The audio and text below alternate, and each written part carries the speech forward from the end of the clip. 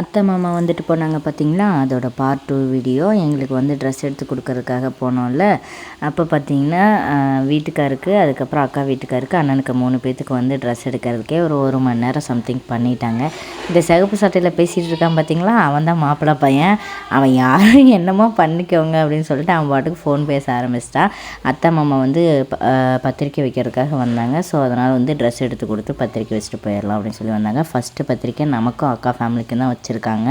இவங்க 3 பேர் பார்த்திங்கன்னா ஒரே கடையிலேயே ட்ரெஸ் எடுத்துட்டாங்க. நாங்கள் வந்து எஸ்பிபியில் போயிட்டு ஃபஸ்ட்டு வந்து சுடி தான் பார்த்தோம்.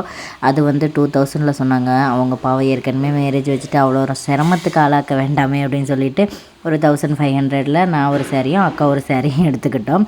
அதுக்கப்புறம் பார்த்திங்கன்னா நேராக வீட்டுக்கு தான் கிளம்பியாச்சு. போகிற வழியில் டீயை குடிச்சிட்டு அப்படியே நாங்கள் வந்துட்டு அக்கா வீட்டுக்கு போயிட்டோம். இதுதான் பார்த்திங்கன்னா எனக்கும் ஹஸ்பண்டுக்கும் எடுத்த ட்ரெஸ்ஸு. எப்படி இருக்குன்னு சொல்லிட்டு மறக்காமல் கமெண்ட் பண்ணுங்கள். புது ட்ரெஸ் வாங்கக்கூடாது தான், பட் அவங்க வந்து அக்காவுக்கு எடுத்து கொடுக்கும்போது எனக்கு எடுத்து கொடுக்குறாங்க, வேண்டான்னு சொல்ல வேண்டாமின்னு சொல்லிவிட்டு அக்காவையும் நான் வாங்க சொல்லிட்டேன்.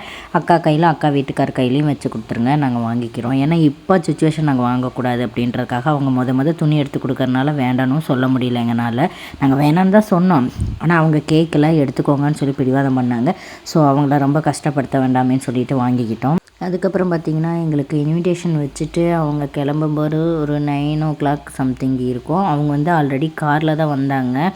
அதனால் வந்து அத்தை மாமா மட்டும் காரில் போயிட்டாங்க. மாப்பிள்ளை பையனும் அண்ணனும் வந்துட்டு அன்றைக்கி நைட்டே ஒரு 10 போல் வந்து எங்கள் வீட்டில் சாப்பிட்டுட்டு அப்படியே அவங்களும் வந்து 2 வீலரில் கிளம்பிட்டாங்க. ஏன்னா அடுத்த நாள் வந்து செக்கப்க்கு அண்ணியை வந்து ஹாஸ்பிட்டல் கூட்டி போகணும். அதனால் அண்ணா போய் தான் ஆகணும்னு சொல்லிவிட்டு அவனும் ஒர்க்குக்கு போயிட்டு வந்த கையோடு அவனும் வீட்டுக்கு கிளம்பி போயிட்டான்.